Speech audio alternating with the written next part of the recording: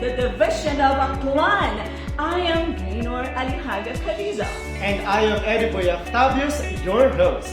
Welcome and join us in our opening program of today's Aklan School Sports Basic Coaching Webinar Phase 2. We all know, dear participants, you are already coaches.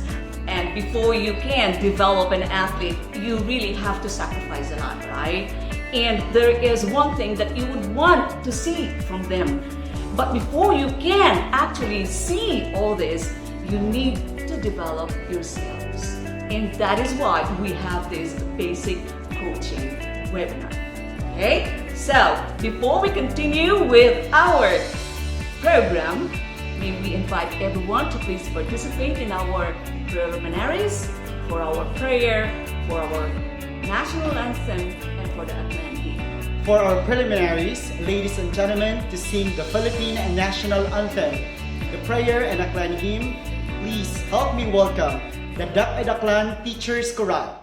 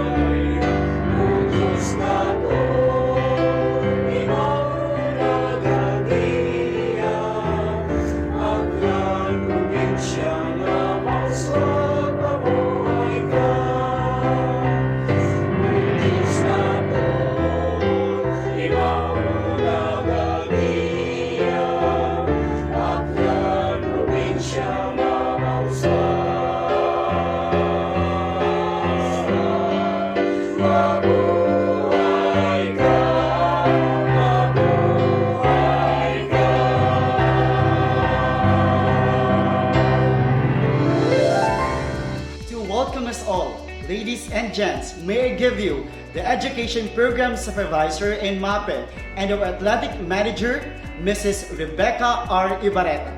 So much, Ma'am Gaynor and Sir Iboy.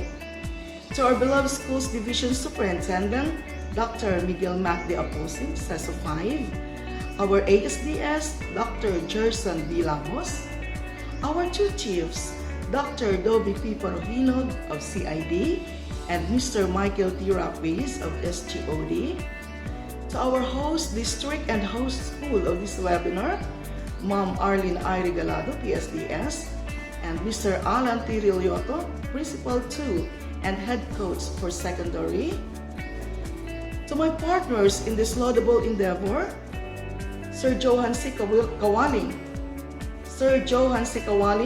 EPS, SGOD, our Division Sports Coordinator, Sir Victor E. Sopetran, our Assistant Athletic Manager in Technical Supervision, Sir Joseph Neil E. Carmen, our Assistant Athletic Manager, this time in Administration, Sir Jim I. Regno, our Head Coach for Elementary, Sir Chris F. Lardaus, to the competent speakers of the different sports events, to the ever-active district sports coordinators of SDO Aklan, ASTOCA officers, the dedicated members of the management and planning staff, the hardworking people in the technical team led by Sir Marvin R. Parman, friends, ladies and gentlemen, good morning. I am very happy and grateful that despite the threat of this COVID-19 pandemic, we continue enriching the knowledge, skills, and abilities of our coaches.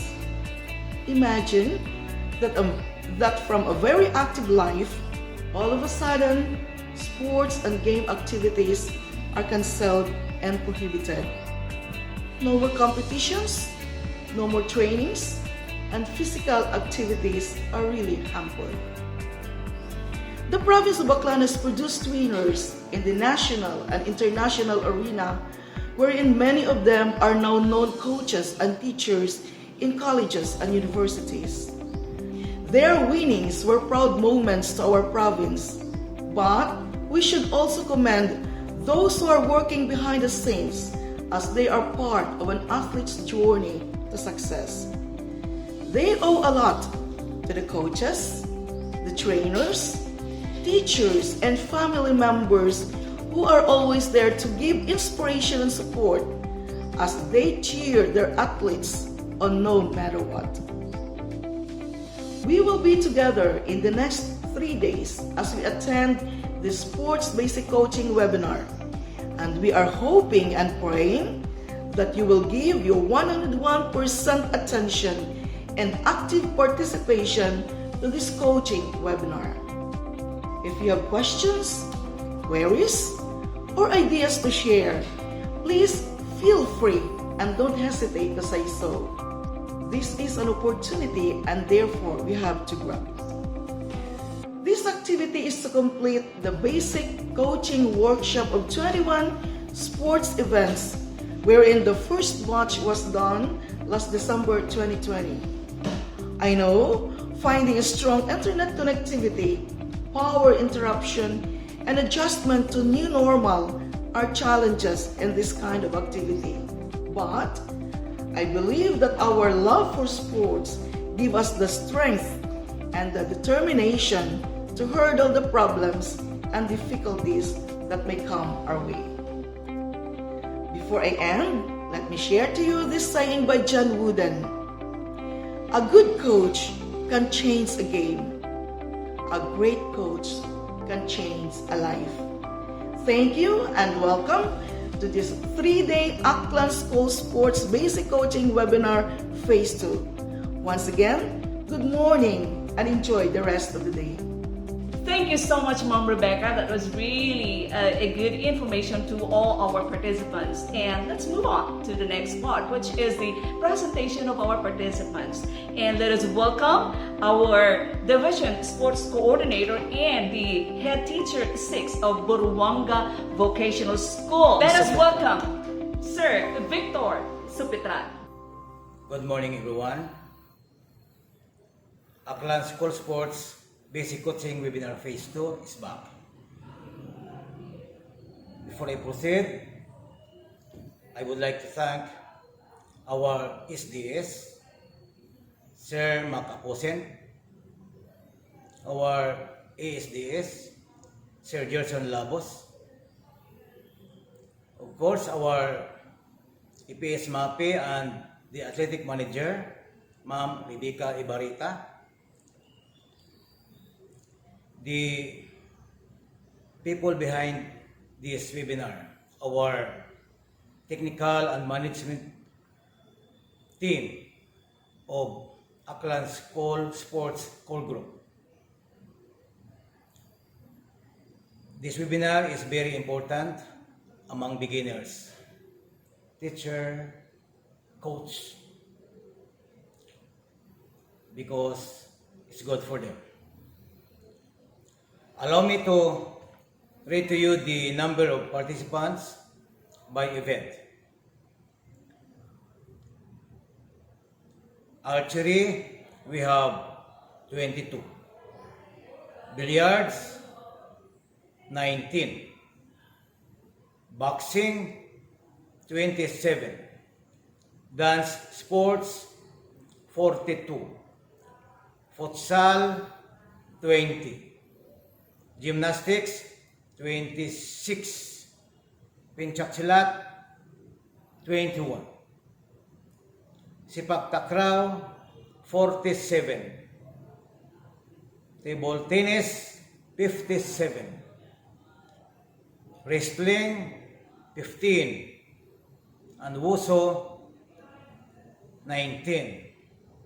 So far we have 19 sports discipline for this webinar, and hoping that all participants will attend attentively, because this is a very rare opportunity for them to have this webinar done. And I would like to thank the people behind this webinar, crafting this 1 month ago. And again, thank you for a wonderful job. Hoping that until the end of this webinar, the participants will get what they deserve. Thank you very much. Good day, everyone, and stay safe. Thank you very much, sir. The Department of Education's role is to ensure that learning is taking place through good governance and to align programs and innovation to DepEd's goal, promoting quality education and strengthening the capacity of its teachers. To give his inspirational message, may I give you the Schools Division Superintendent of the Schools Division of Aklan, Dr. Miguel Mac D. Aposen says so far.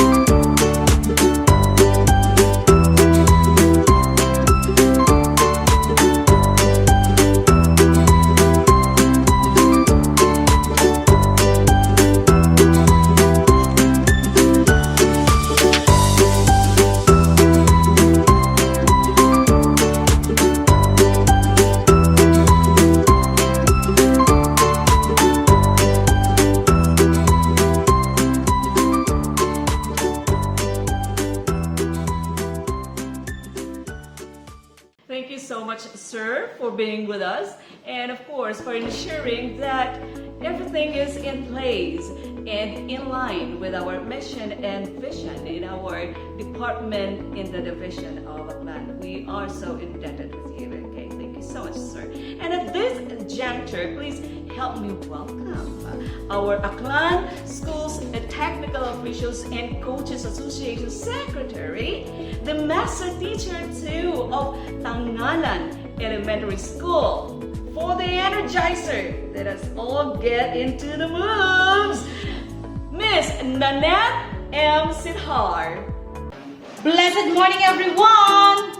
Welcome to our Phase 2 of Aklan School Sports Basic Coaching Webinar. And before we start with our session, let us first be fit, healthy, and energized. Just follow the video.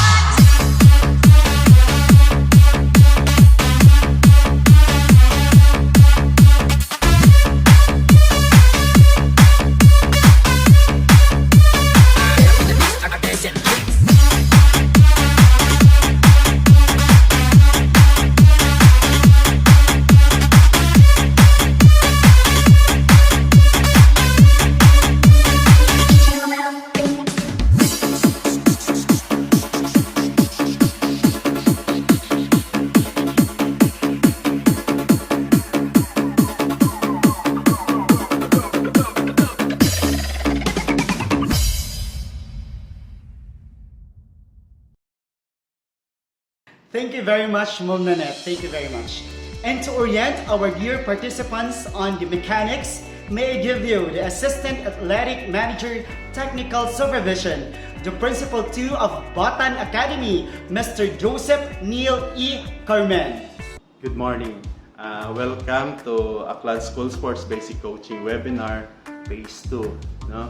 For our schedule of activities for this Phase 2 coaching webinar, we'll start our activity on this, October 13, 2021, Wednesday at 8:30 with the checking of attendance, and to be followed by the opening program at 9:01. Then at 9:31 we will have the house rules to be given to us by Iljanti de la Cruz, and at 9:45 we will have the first talk of Sir Alan Tirilluto, What is Sports Coaching? Then we will have a break, 15 minutes break, and then to be followed by another talk, Coaching Philosophy by Sir Jim I. Regno. An open forum will follow at 11:30, and then we'll have lunch break at 12 o'clock to 1 in the afternoon. At 1 o'clock, we'll resume the afternoon session with the School Sports in Coaching Skills by Joseph Neil Carmen. Then we will have the open forum. And at 2:15, we will have our breakout room by different sports events, which will be managed by our sports facilitators and our speaker of that specific events. Then on the second day, Thursday, October 14, 2021, we will have the management of learning at 8 o'clock in the morning, and to be followed the whole day by the breakout rooms by different sports events, which will be interrupted by a lunch break for the second day.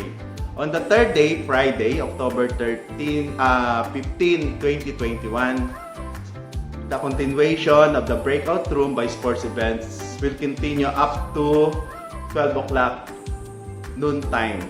We will have a lunch break. Then at 1 o'clock on the third day, we will have Sir Chris Lardaos with who will talk with what is a coach. And then we will have a closing program in the photos. Thank you so much, Sir Carmen, for that orientation. I know that all of our participants are guided. However, let us first have these house rules, because we need to know a lot to make this webinar running smoothly all throughout the 3 days. So with that, let us have Sir Elgin T. de la Cruz, Teacher 3 of General F. Casillo Memorial School, a member of technical team, to guide you with our house rules. Good day, participants! As you are about to learn and enjoy on the comfort of your home, and to make this webinar amazing and productive, kindly follow these simple house rules. 1. Be on time. Log or sign in 5 minutes before the webinar. 2. Dress appropriately. 3. Situate yourself in quiet place so there will be no disruption. 4. Turn off your microphone during the webinar unless you are asked to respond. If you would like to speak, click the raise hand button so the admin may call you to speak. 5. Listen attentively to give respect to the speaker. 6. Inquiries and clarification will only be entertained after the talk or if the speaker called for it. 7. Please use the chat box for your concerns. Wait until you are recognized and the facilitator will attend to you. 8. Keep an open mind as you listen to the speaker. 9. Respect co-attendees or co-participants. 10. Participants of each event should answer the assessment tool provided by the speaker. 11. Participants are required to answer the QAME or the Quality Assessment Monitoring Evaluation at the end of the session. 12. Should you have any clarifications and concerns about the webinar, you may chat personally the technical working group before, during, and after the webinar. The technical team is happy to serve you all. That's all for now. Sit back, learn, and enjoy. God bless us all. Thank you very much, Sir Eljan, for giving us an information of what are the things to do during our seminar at this moment. Thank you very much. And since that our seminar or our webinar is about coaching, it is really important for us to know what is coaching all about. So at this juncture, may I give you the head coach for the secondary, the principal 2 of Calibo Pilot Elementary School. Please help me welcome Mr. Alan T. Riloto. Good morning, fellow sports enthusiasts. One of the key persons in winning and losing of a team is the coach. It depends on how he or she keep coaching. What is sports coaching? Sports coaching, it is the process of motivating, guiding, and training an individual in preparation for sporting events. I would like to reiterate, motivating. Motivating, as a coach, we need to encourage or setting a good vibes so that all athletes will be in a good mood to play. Guiding, as a coach, we are the one who give directions.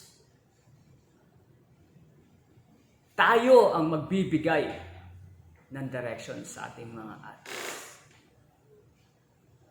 Kung ano ba o what would like to happen, and that is our function as a coach, to give them guidance.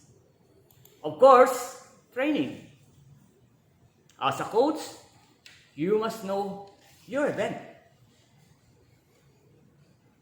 Teach them the skills needed to combat the opponent.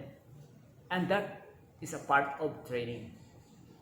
So as I said, as a coach, we should know our events.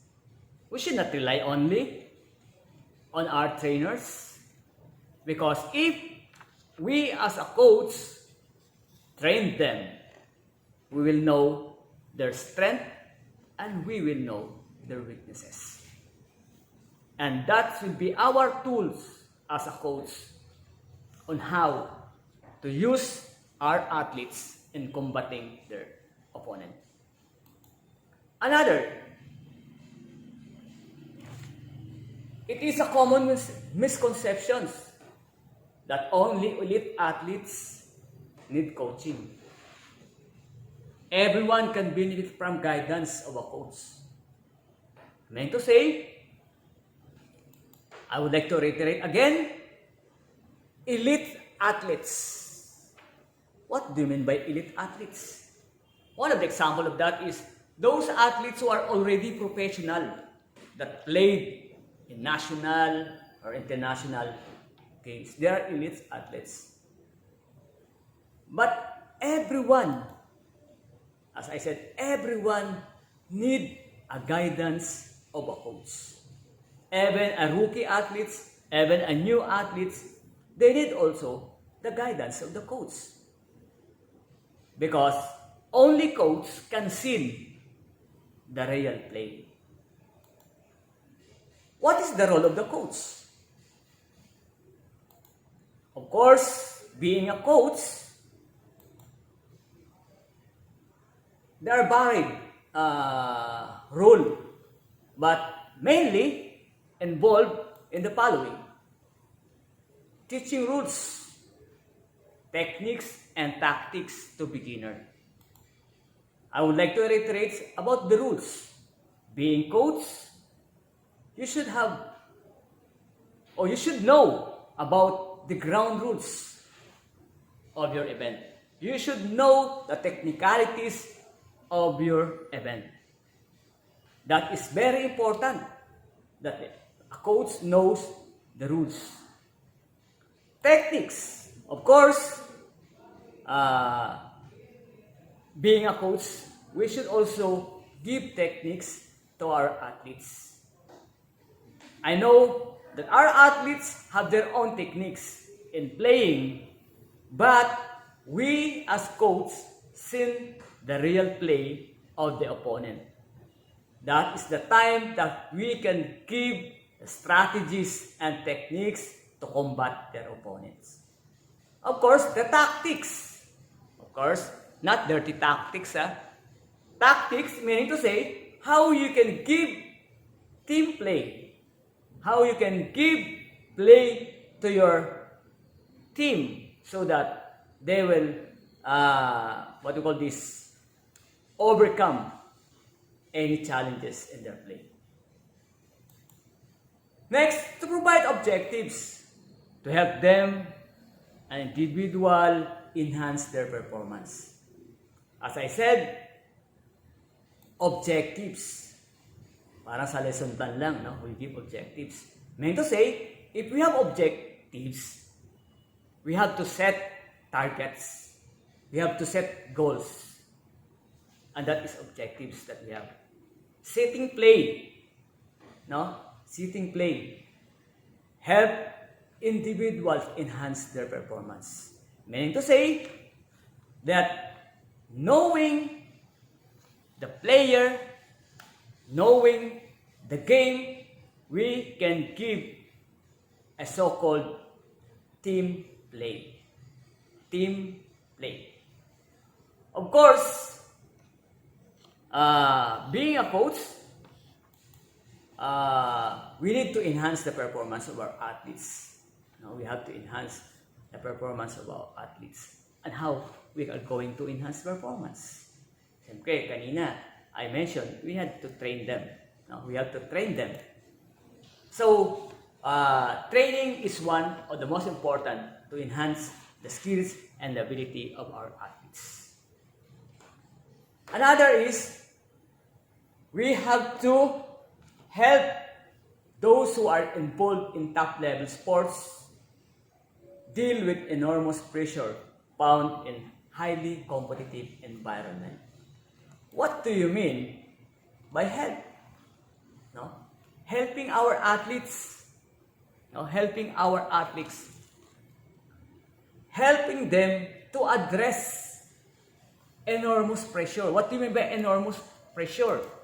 Siyempre, kung neck to neck ko ta labanan, no? Neck to neck na yung labanan, grabe ko tarandang pressure sa paglalaro. So, we need them to give guidance and advices. How to deal? Give them, we let them be calm, no? We boost their morale, no? Set a good mood in playing. Kasi sabi nga, ang laging galit ay talo. Di ba? Pag galit ka na, you cannot control your emotion. No? And that one of the strategy done by other coaches para distract your skills and your ability. So, ginagalit nila, di ba? So, we as coaches, our duties and responsibilities or function is to get them calm, no? Boost their morale, and setting a good mood in playing. Of course, there are skills in sports coaching. What are those skills? Number one, physical fitness. Meaning to say that we as coaches, we are physically fit to the event where we are. Diba? Halimbawa, we are a coach of taekwondo, or we are a coach of athletics. So, being a coach, we should also physically fit. Why? Because we set also an example to our athletes. Kung gatsyaging sanda, dapat gatsyaging ka man. Diba? So that is, no, physically fit do coach. Bukod nagagandong athletes, kakatulog na si coach. Di ba? O natutulog si coach, yung kanyang mga athletes, hinayaan lang nga mag-train mag-isa. So we are coach also. Be physically fit to our events. Another, excellent interpersonal skills. When we say an excellent interpersonal skills, we as coach know how to establish good relation. Good relation to our athletes, good relation to our opponent, and good relation to our technical officials. That interpersonal skills, establishing a good relation to everybody. Not nga coach nga kapang-away takon medyo perde. Another thing is communication skills. We as coach should possess verbal or written communication skills. Of course, that is very important. Why? You as a coach know how to file protest. Dapat. Diba? Hindi ko kita magsalig sa management to file protest because sometimes protest files in after the game. And we as coach knows how to file this. Even a simple letter of protest. And that is communication. We also communicate verbally in a nice manner. No? In a nice manner. When we say nice manner, even though magupok ka sa akig, you have to control. And that is one way of communicating others. And last, of course, the team working skills. When we say team working skills, it is a collaborative effort of everybody in that team. Not only the work of the coach, not only the work of the athletes. So whatever the result of the game, it is all your efforts. Hindi pwedeng ikaw lang o ako lang. Ako lang ang magaling, coach. So that is the essence of the team working skills. Parang bisikleta ron kung sa madroan ng kariton, hindi ka dagagan. Kung sa bada kadena, hindi ka dagagan. So, everybody have a function so that team will excel in their fields of sports. And with that, of course, thank you for listening. I hope you gain something in this short talk of mine, and other speaker will also give some insights about the coaching. So again, enjoy your 3-day trainings. I hope you gain skills, knowledge. That's very important in this training. And knowledge that needs in your specific sports event. Thank you and good morning. Thank you so much, Sir Alan. It was really interesting to know a lot about coaching history.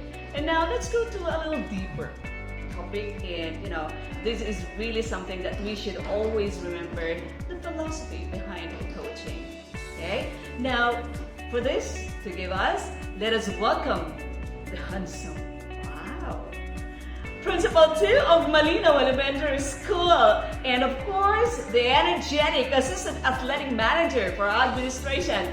Ladies and gentlemen, dear participants, Mr. Jim I. Regno.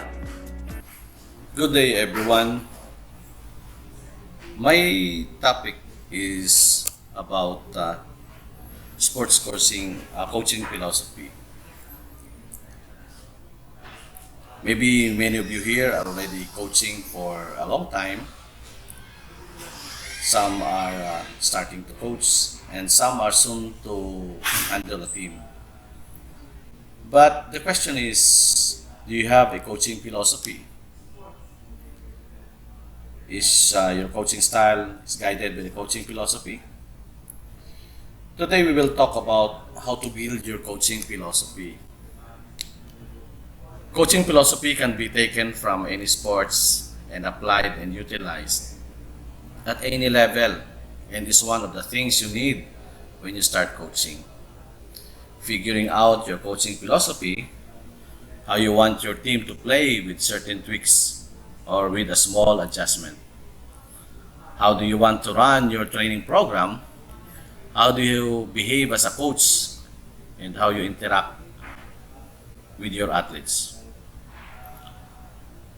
One thing you need to know is your coaching identity. What kind of coach you want it to be. You should reflect who you are and who you want to be. Now let us define what is coaching philosophy. Coaching philosophy is a set of values, governing principles and beliefs which determine why you do, what you do, and how to behave in the context of your coaching role. I believe that one of the best, or maybe the best way to make a positive impact on your team and teach your players life lesson is to develop your own list of core values. This is the list that you can carry with you. Perhaps you may post it in a place that you can see it every day. Whatever you do with it, you should emphasize these core values with your team. I believe this is one of the best things you can do as a coach. Your message will get clearer. You will have a profound and absolute impact on your players. They will respect you, they will play harder, and you will feel better about the impact you're having on the team.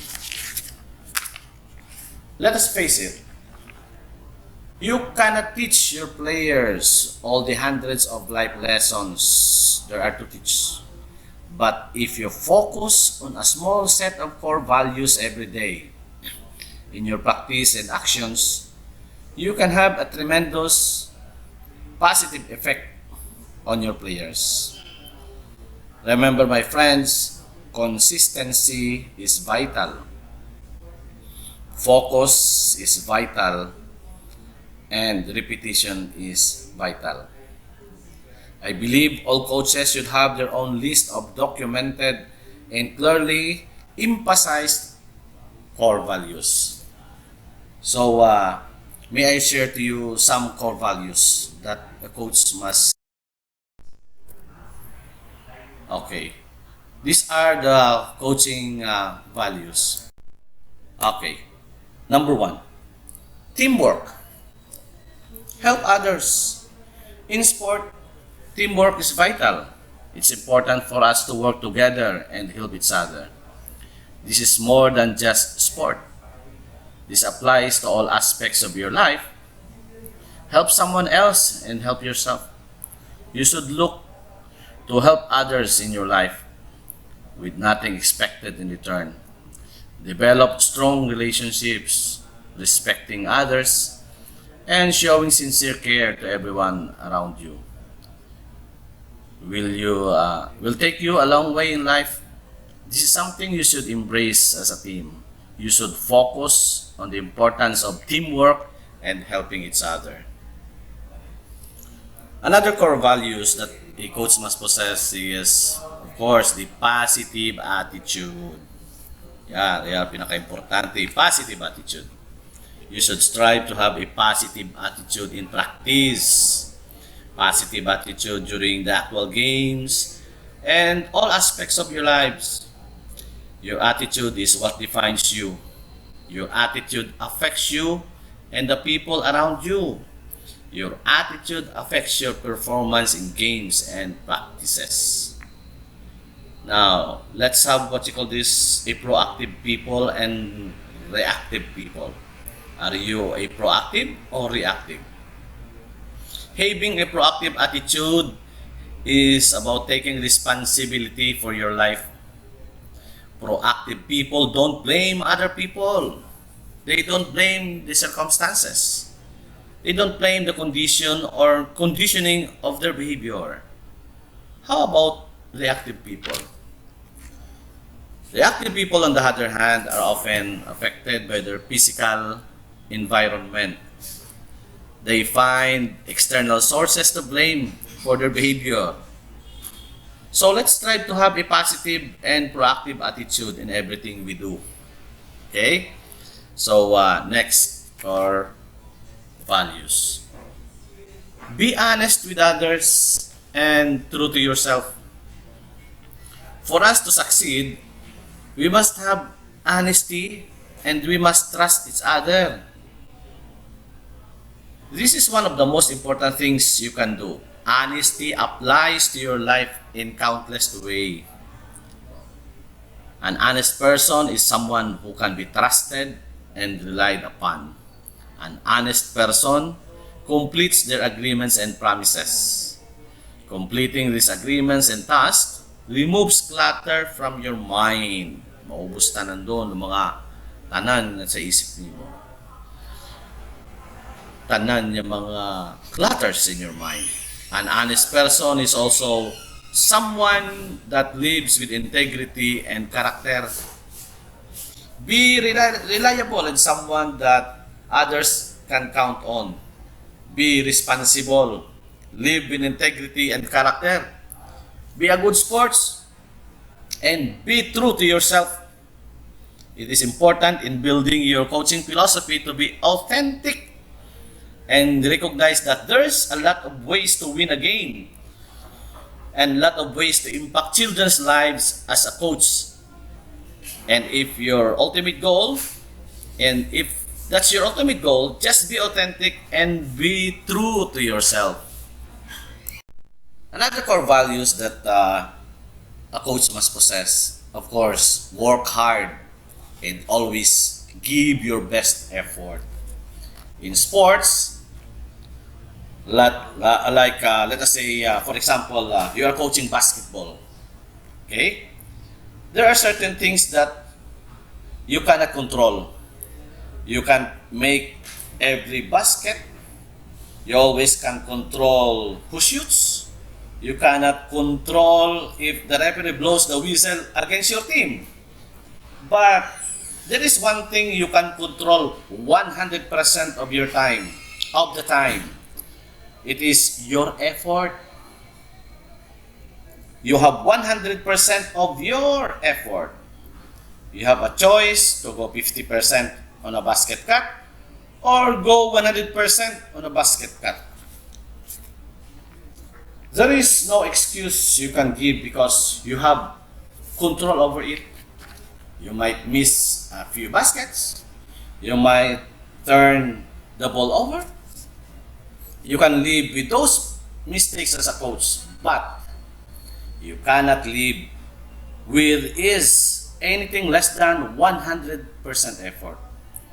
Ganun kagid sa ulihi kung hindi mo rin mo ubrahon, hindi mo pinaka the best kutob nga ikaw ay nagahampang or naga-coach kay mo nga team. There is no substitute for hard work. The hard work will eventually pay off. Another sa list aton nga core values. Perseverance. Pagpursige. As a team, you should strive to show perseverance and resiliency. You should play through mistakes. Maski malisod makashoot ring players, maski magko kontra, maski tower pasanda, never give up. Abangan ni Gilas Pilipinas. Puso, labang Pilipinas. Huwag panghinaan ng loob. Aman kon pinirdi man it Pilipinas do Senegal ko 2014 nga FIBA basketball tournament. Nga puro tower do Senegal. Dahil kato, biglang ginbago it Senegal ng training program. O sa hampang it Argentina ag Pilipinas. Harap-harapan maniging dunk ni Norwood against Scola. There will be bumps in the road, but play through them. I believe it's important to always persevere, never give up, and don't be afraid to make mistake. Ano ni Hamboy Tinebra? Never say die. Anything is possible through hard work and perseverance. And the last, the core values, Enjoy the moment. Have fun as a coach. Have fun. You are going to work hard, but enjoy this process.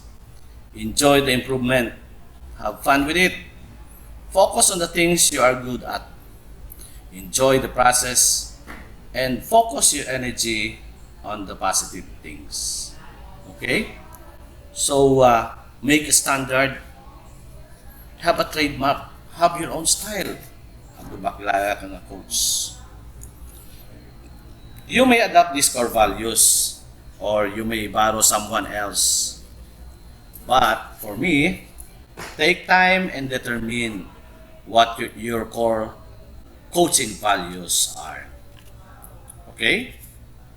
So, now, of course, if you are a coach, you have what you call this, the principles of coaching. Let us principles of coaching. So, may I share to you some? Number 1, awareness. Knowledge and understanding. Awareness. Focus on raising the athlete's own awareness and self-knowledge. Awareness on the sports event you are handling. Okay? Next, responsibility. Be responsible as a coach. The core principle of coaching is self-responsibility or taking ownership of our decisions. Be responsible of your decisions. We learn better when we discover things for ourselves rather than when others tell us. Good coaching should be useful to the athletes rather than interesting to the coach. Oo, not for your personal interest. Think of the usefulness or something that is good for the athletes bukod at para kimo. Okay? Another, self-belief. Haragon. Self-confidence. Believe sa sarili. Okay? Boasting ang moral. Confidence that we can do something is the key factor in achieving it. How do you want your team to play? Say, for example, in basketball. How do you want your team to play? Do you want your players to play up-tempo? Do you want to be patient? Are you gonna press or are you gonna play man-to-man defense? Or you gonna play zone defense? Out of all those, there's no right answer because it's just got to be what you believe in. It is about what you prefer or what you prefer. It is about what you believe in, but what you have to do is start thinking about why you're doing what you're doing. So why do you prefer to play man-to-man defense? And why it is beneficial to you? Of course, tanaw ka man ibang mga hampang na may mga professional na mga hampang sa NBA, sa PBA, say for example in basketball. And tanawa ng mga techniques. Iba nga mga team. Ask yourself, can I do what they are doing? And the answer is yes. Maski ano pang team ro imong mapamantaw and you want your team to do it the same way, sigurado maobra man ninyo ron. It is just a matter of can you get your kids and your team to buy in what you're trying to get them what to do. Okay. Next is blame-free.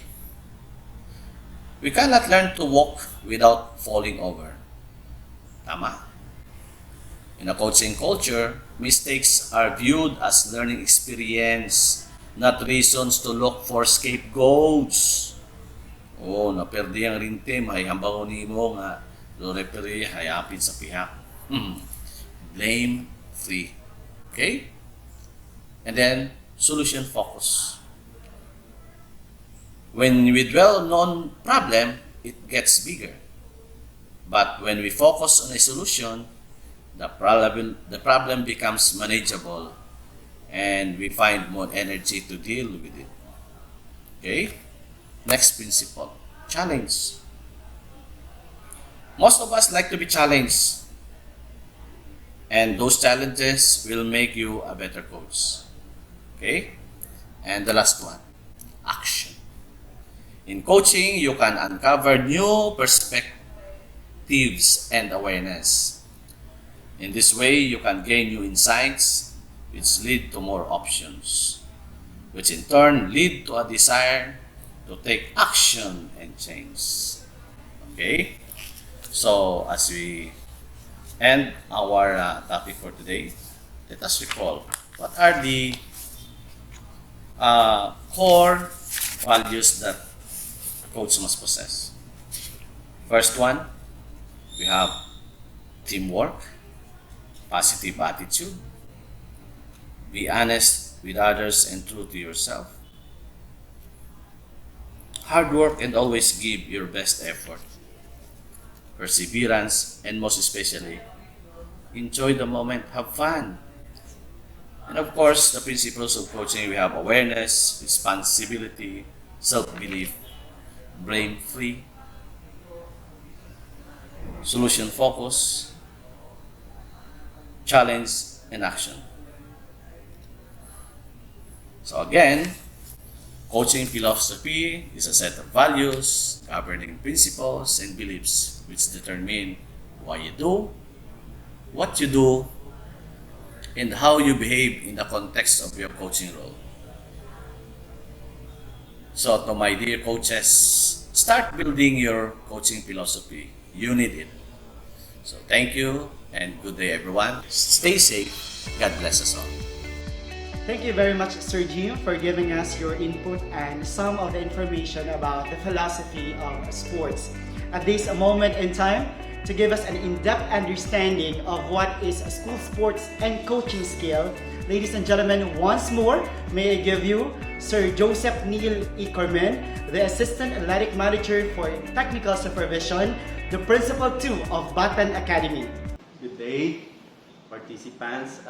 You have heard Sir Alan and Sir Jim talk to you about philosophy of coaching and what is coaching. No? So, being in the DepEd, most of our clientele, and of course our clientele and our players are mostly students. No? And because of this, it gives us a different perspective of coaching, of sports coaching in comparison to professional or competitive coaching in a professional field. No? So this time we'll talk about sports coaching for children. Okay? In coaching children, all coaches must work with children. Who work with children shall meet certain standard, proving they are severe, trustworthy, and competent. So, one thing that is important in coaching sa school is that one must understand the developmental stage, especially if our players is in the elementary level. No? We should always understand that children are always growing. Their body undergo fundamental biochemical change that will inevitably affect their performance. Dahil siyempre, said natin, iya sa aton yung mga player nga ra, sa elementary at sa high school nga nag-umpisa ra nga mga menstrual period, nag-umpisa ra nga mga bodily change, nagagagko ra nga mga muscles, nagaghong ra mga boses. Agraya nga ra nga mga biochemical changes at nga will eventually affect their performance. No? Maaring magpahina sa performance o maaring magpadasig man o mag-help para dasig randa nga o magnami randa nga performance. Coaches should be aware of this child's developmental stage so he can adapt training program over time to match the changing body and mind, inspiring the positive development. So kitang coaches, especially sa sa mga unga, no, sa mga estudyante ay dapat ginabantayan gid raya nga ra. Anyway, whatever changes nga matabo sa anang physical or sa physiological change sa unga, pero pinaka-importanting bantayan naton yung mga coaches nga pero positive attitude, sa positive values say permi naton yung gina-integrate, gina-inculcate sa mga unga agud sa katapusan maskin ano man nga changes pag matabo pero andang makip hayro anang positive attitude. So as a sports coach, usually we take a holistic approach, no? We take a holistic approach. So as a coach, abo nga matun-an sa aton nya abo ro matun-an katon it atong mga unga. Okay? Children can benefit from sports coaching because it teaches them skills that they can apply for life. Una, good work ethic. Sa aton nya pag-coach, syempre, mga unga ay ginatawaan nato mga drills, ginatawaan nato it mga activities nga naga-develop it andang attitude niya mag-ubra itsuno sa ginaturo naton. Especially sa mga athlete niya ruin yan mga unga, mga estudyante dahil unlike sa mga medyo may edad yon niya they make ways para nga mag-deviate sa ginaturo kanda nga mga skills pero mga unga ay talagang tun-an gid ananda o sundon gid ananda kung ano ro mga instruction nga ginatao naton kanda. Pangaywa, it develops confidence.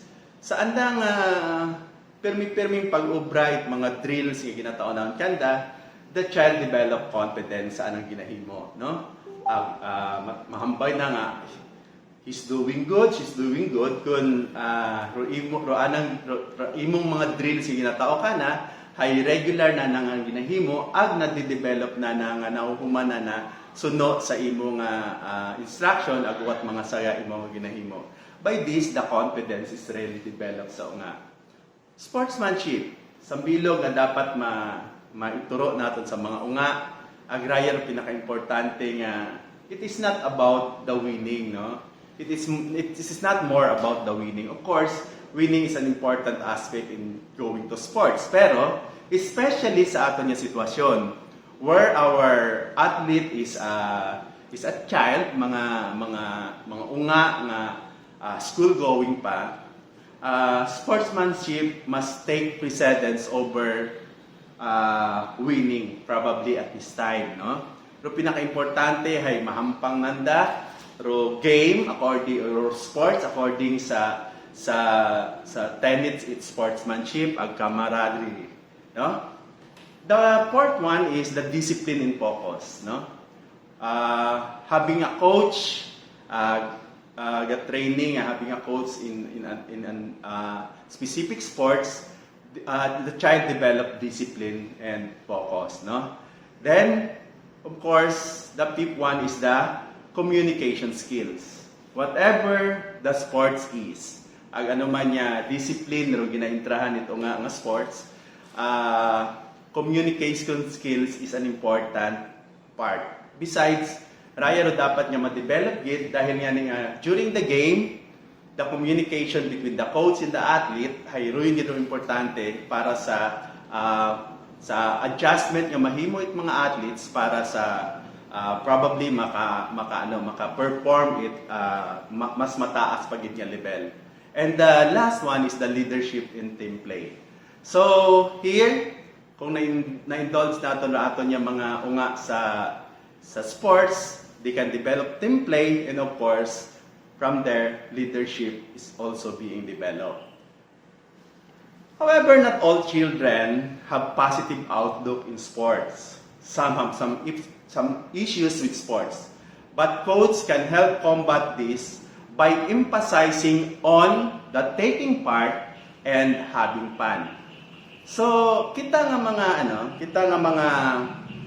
mga coaches, especially nga sa school sports, especially pagid sa mga elementary level at sa mga lower level, probably mga 18 years old naton yung mga secondary player, pwede yun natin makonsider nga medyo magapit-yapit yun sa professional nga stage it mga athlete nga pwede mo talagang mapasunod sa talagang rules and principles mechanics of the games. Pero mga children, especially rayang mga 10, 12, 14, mga makaroon niya, the important thing is for them to take part and to have fun. Anyway, with this, all those things na hinambay naton nga maging benepisyo nanda sa pag-interest sa sports, team play, leadership, communication skills, confidence, lahat yan madidevelop pa rin. Pero in school sports, first thing and foremost na dapat nato niya tanawon, pero aton niya ang mga athlete hay mga unga gid. So, let's not take it away from them by thinking as if raya nga atong mga atleta hay professional nga atong sundon yung mga training matrix, yung mga drill sa sunod sa inyong hasayran sa drills nga to nga habasa mo nga ginhimo ni Eric Spoelstra sa Chicago Bulls. Hay hindi pa taron maabot aton yung mga grade 6 or mga 4th year nga mga estudyante or probably bukon pat pitting para sa ruyan yung mga edad ruyan niya ron yung mga activity. So, as a final reminder to all of us who are aiming to be coach, sa level naton sa school sports, tandaan naton pirmi, nga aton nga mga atleta hay mga unga. First and foremost, primordial na karon hay development it daya nga unga. And bukod gid primarily ito gid ang kung ano ro mga mataas nga mga skills ag drills nga dapat itao sa specific discipline at sports nga inyo nga ginaturo. So this time, I would like you to listen to some of the views of the children tungkol sa sports, no? By watching this video about my magic sports kit.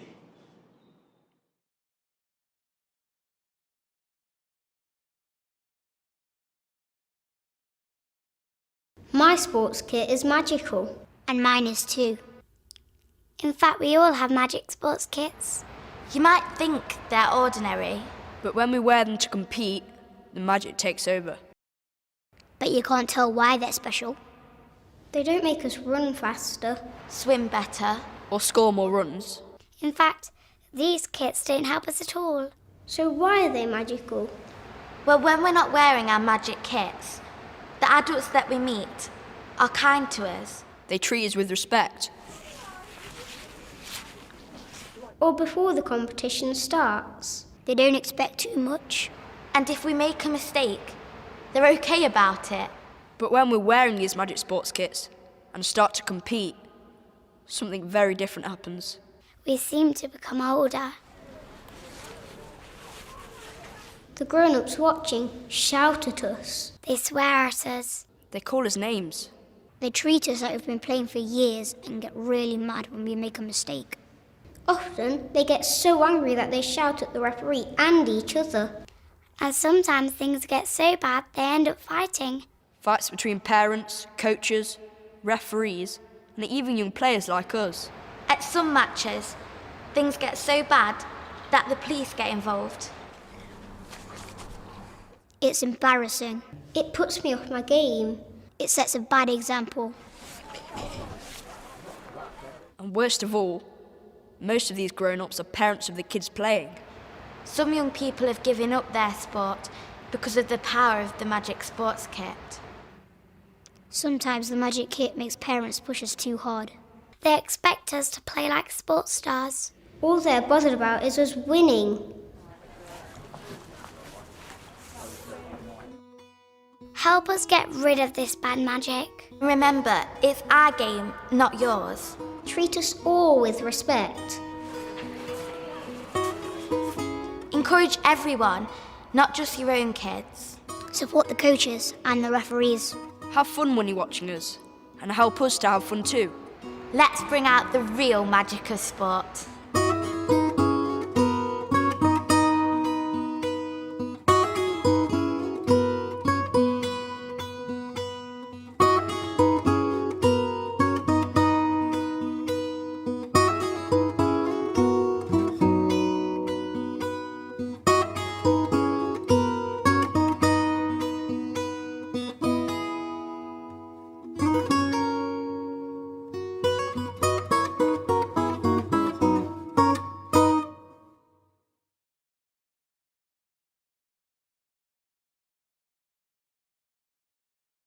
So watching the video, we can conclude that indeed, the magic of the sports kits for children is them having fun playing the sports they are in.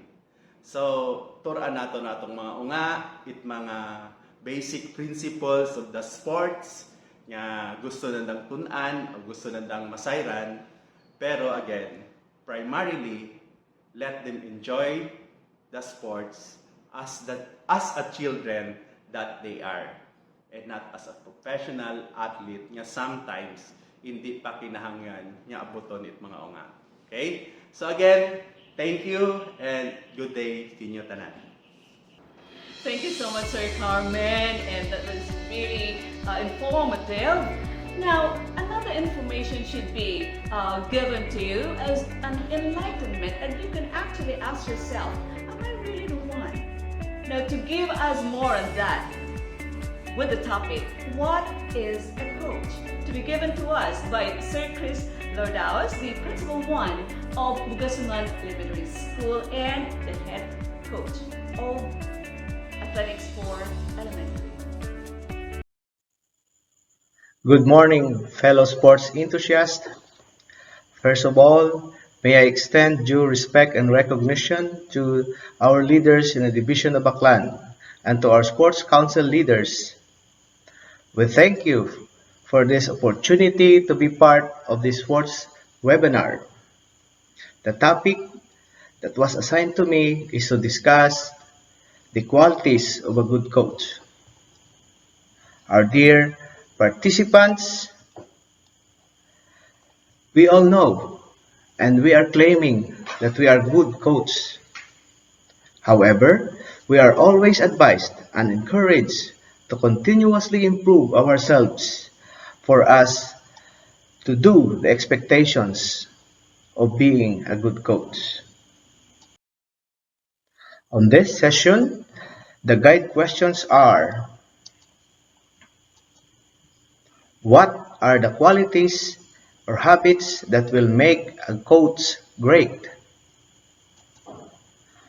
Are there some universal traits or skills that the coaches can develop and train throughout the years to become the best in their fields?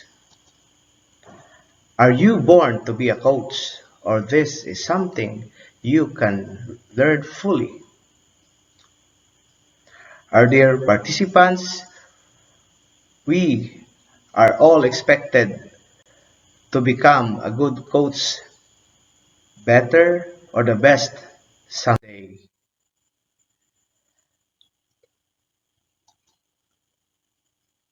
These words and this slide clearly defines the qualities of a good coach.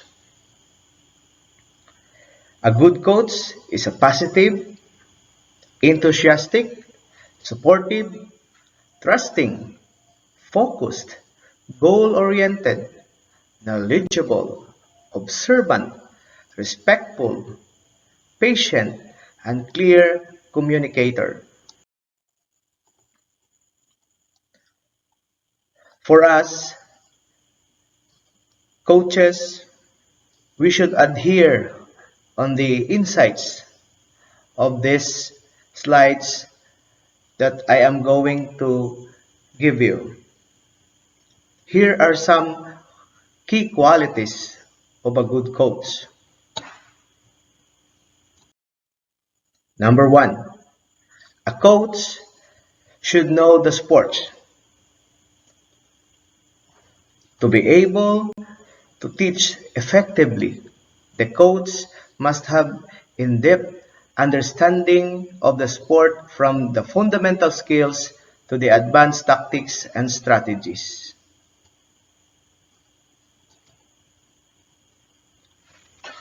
Dear coaches, as an experience during the conduct of our higher meet, some of the coaches being chosen by their respective units and their delegates were found unable to attain good qualities of being a good coach. We have found out that the reason behind for this is very simple. The old coaches or the one who handled the players do not want to take care of the documents because it is for them a too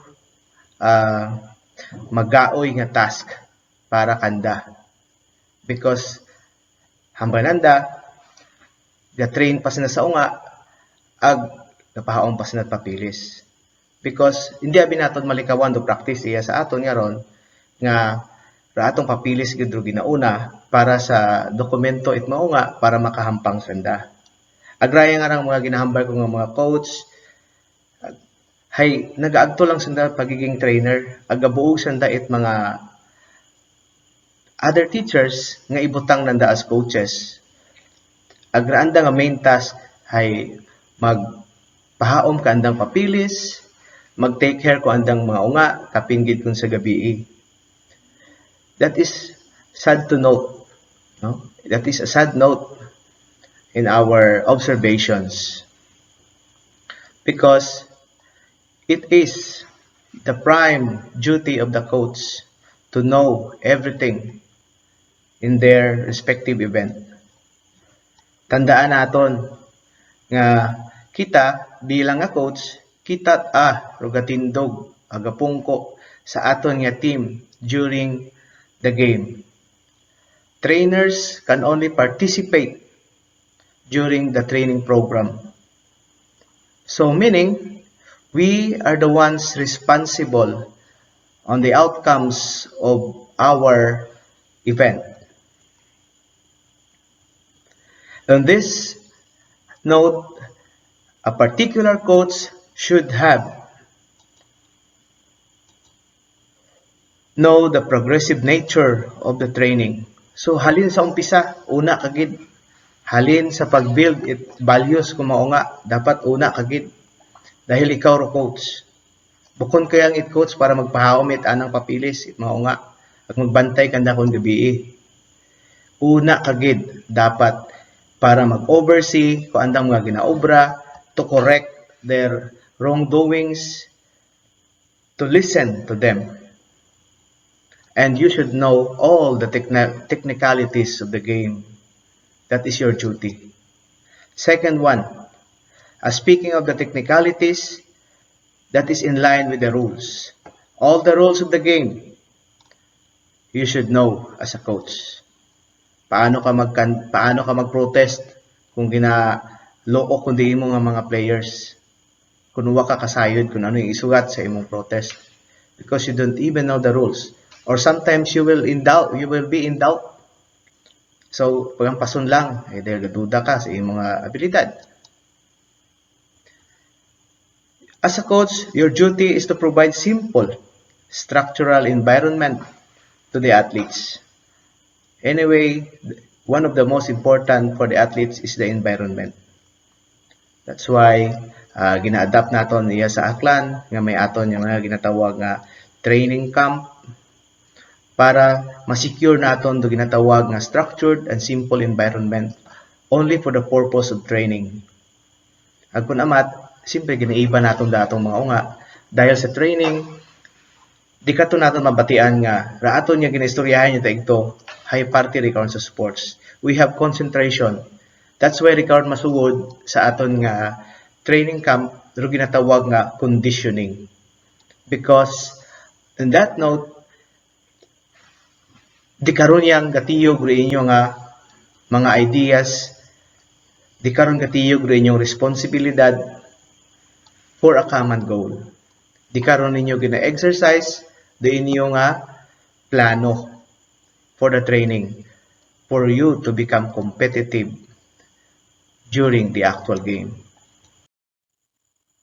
The second quality of the coach is the coach should be a sponge for knowledge and visionary. While a good coach knows a great deal about a sport, he or she must continue learning and develop new training techniques. To become fully equipped, there are so many avenues and opportunities we can have. Staying up to date and to be informed of the new research, training, and everything which supports the coaching process, attending to coaching clinics and camps, and seeking out tips from other coaches is very necessary for us to be developed, to become a developed coaches. My dear participants, we should not stop. We should continue to develop ourselves. There are so many avenues, even in this situation, in this pandemic, there are so many avenues. There are videos, there are undertakings like this. That's why we are doing this, for us to continue learning. Attending classes in a range of subjects such as sports psychology, nutrition, and exercise physiology is a great idea and is readily accessible for any coach who wants to grow and improve. So today, as of today, there are so many classes for you to be part. What you need to do is to register. If there are registration fee, find means quite sometimes for you to be updated. No? Natural yan ron sa sports. Natural yan ron sa imong mga plano. In all your plans, you have investments. And sometimes it is monetary investments, but still it is for your own good. It is for you. No? Because I do believe that you cannot teach what you do not have.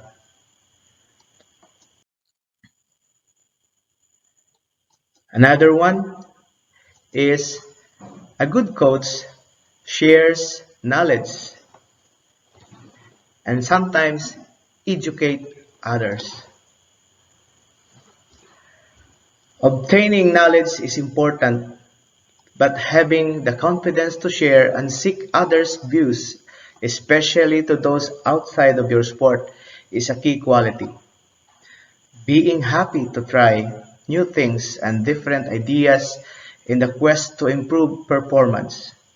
May I share to you these words of some other good coaches that I have met.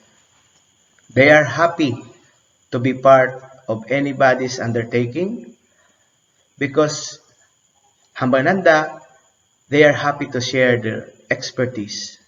And I do believe in that because because their belief, they can be light to others. No, they believe that radiating to themselves can give light to others.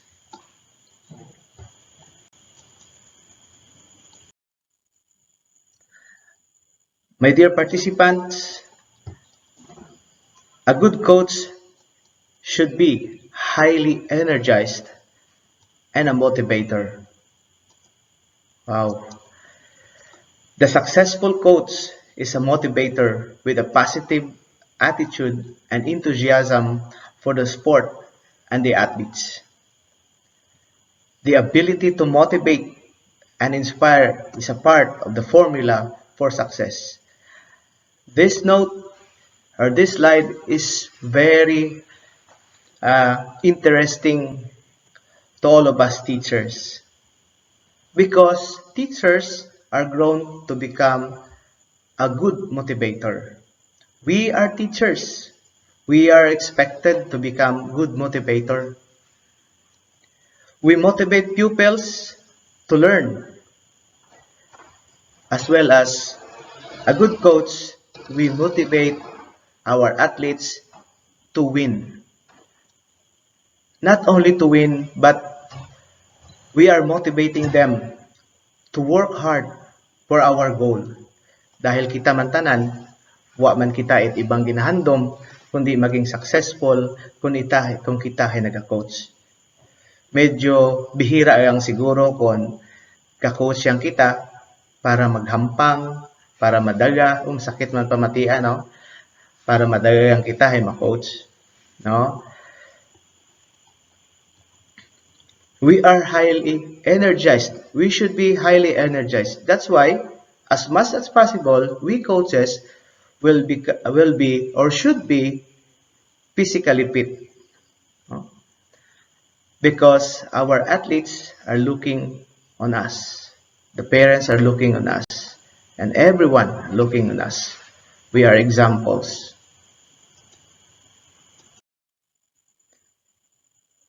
As coaches, we should be an effective communicator and a teacher. Let us consider always kung maono kataas do pagtanaw kung mga unga katon. So that's why we should have to be credible, an effective communicator to them. During situations in the training camp, people or bystanders or any observers could not speak to your athletes and players. It is only the athletes and the coaches should have harmonious relationships, having a good communications, so that all the ideas in all aspects that you wanted to share with your athletes and you wanted to teach to your athletes will be clear enough for them to understand and deliver it as per plan. The effective coach is a coach who communicates well and exudes credibility, competence, respect, and authority. A coach should be able to explain ideas clearly. Also, a good coach is a good listener. The effective coach will actively seek out information from athletes and work in an environment where athletes are encouraged to present ideas and thoughts to the coach. Finally, the good coach will be flexible and will use player feedback to modify the training plan if necessary.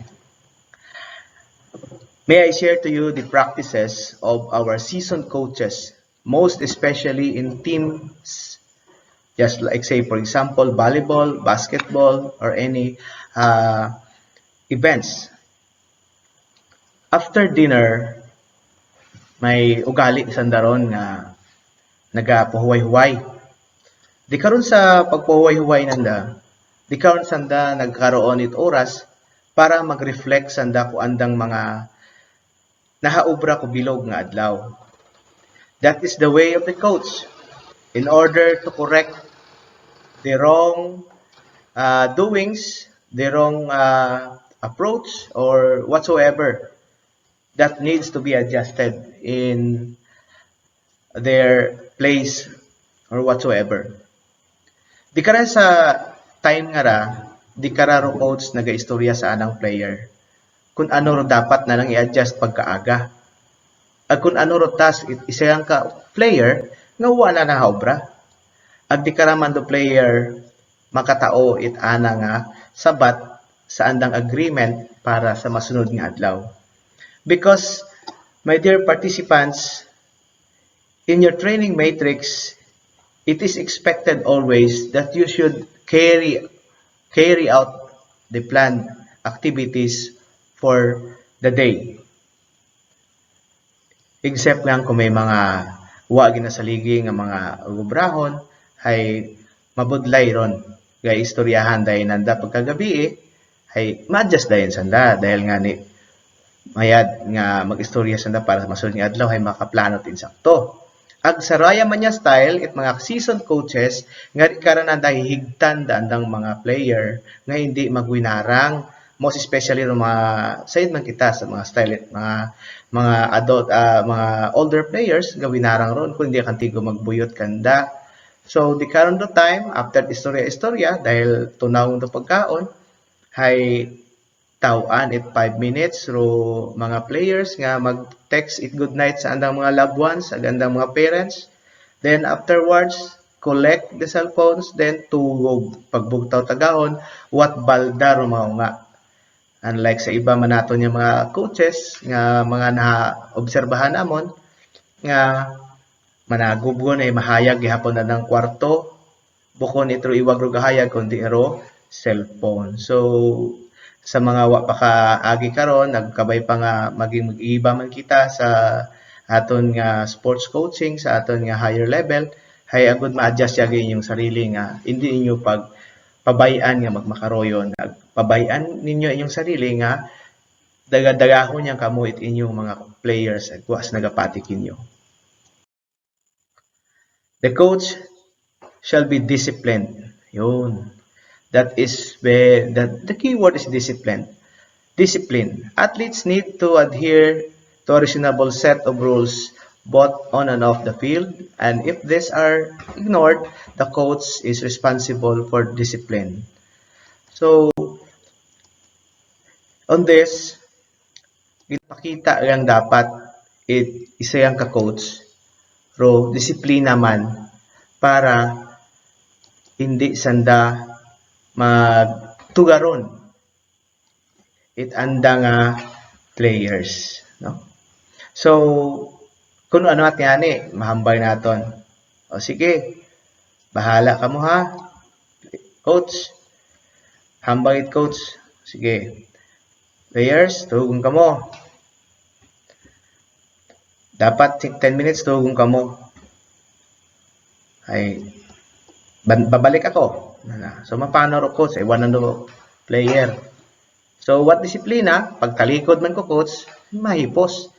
Pag antad it, coach, kagagong ro kwarto. Kami dayon na nakakapano. So, my dear coaches, kung siyempre wa matayakin nyo ron dahil nga ni nga some of you are beginners, if time will come nga mag-abot kinyo ron, ayaw pagpabayin niyo rin yung mga players ay those players will be entrusted to you until the end of the training and after the end of the event. So anything will happen will be you are responsible. Another one is the strong character of the coach. Trust between the athlete and the coach is of the paramount importance in all times and essential for successful coaching. Trust comes from the quality of actions from both coach and players. So, character. We are all teachers. We know how deep is the word character if you will expound. But in sports, the character simply means that if you are a coach with a good character, most probably the brand of your athletes is of good character. Kung balasubas ro coach, siyempre ro brand man it anang atleta ay basi kon masunod kimo dahil you are the leader, no? And another one leads by example with very high attitude of hard work. Now, these are always expected in a coach, a high attitude of hard work, no? Being a coach is an extra mile for us teachers. We are expected to be in the classroom. And coaching is an extra mile for us. But in coaching, we can have our fulfillment.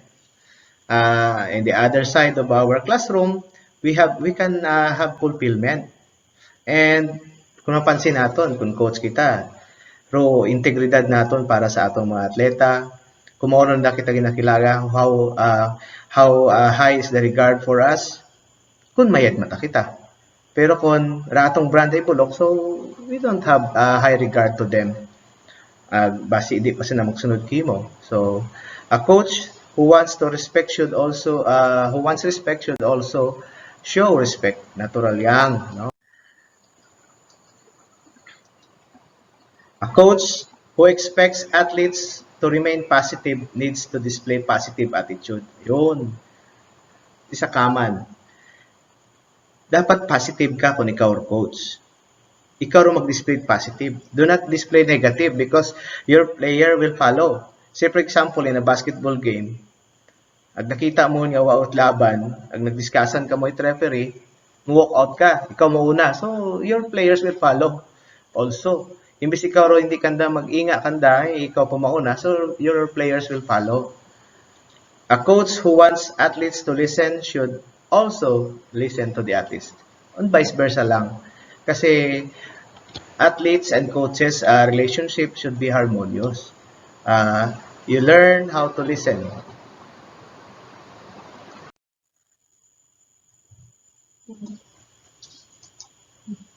The best coaches are in the profession because they love it.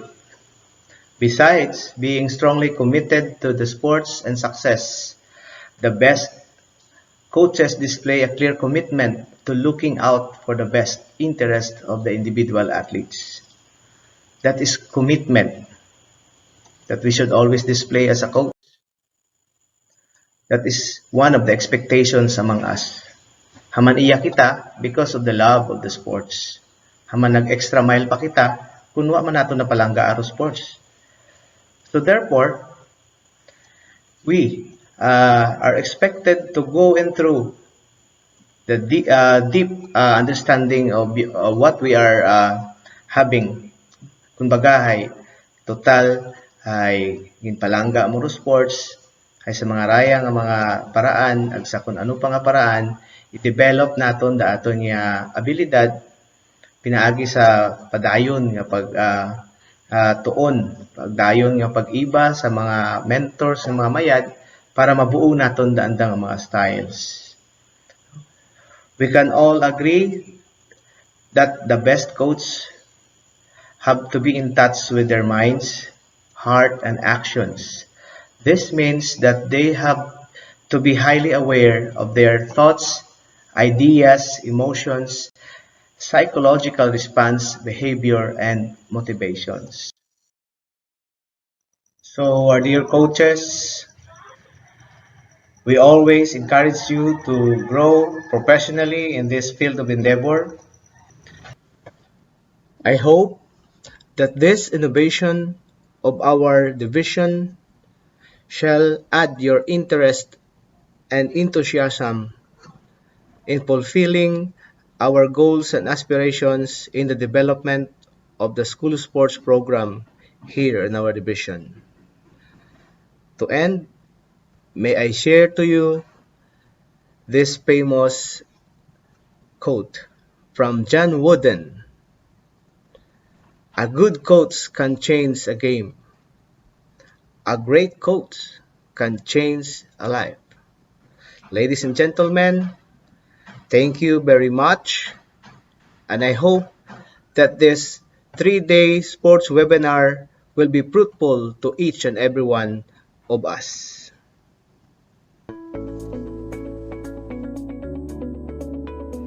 Thank you very much, Sir Chris, for that very informative information. And I know that our coaches have no idea of who really they are and what are the things that they need to do to understand as a coach. And that concludes our short program this morning. And with that, we would like to inform also everyone that you are now ready for the breakout session with your respective resource speakers, and you already have the links, right? So you may now exit after this. You may now have the exit for our opening program link, and you can proceed to the links given to you by your resource person. Okay? So thank you so much, dear participants, and to everyone here present. Thank you very much. And of course, ma'am, before that, it is really important for us to give a gratitude. Of course, our division superintendent, Dr. Mac, thank you very much. And our very own education program supervisor, Ma'am Rebecca Beretta, for giving us this very wonderful innovation in the Department of Education here in the Schools Division of Aklan. And of course, to our dear participants who are present at this very moment, it is really our privilege and our honor that you have proved once more that you are capable to be a coach in the department.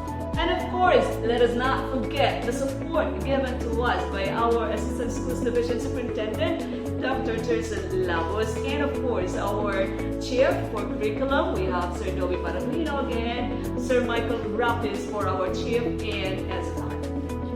And to all of you, again, welcome to our Aklan School Sports Basic Coaching Webinar Phase 2!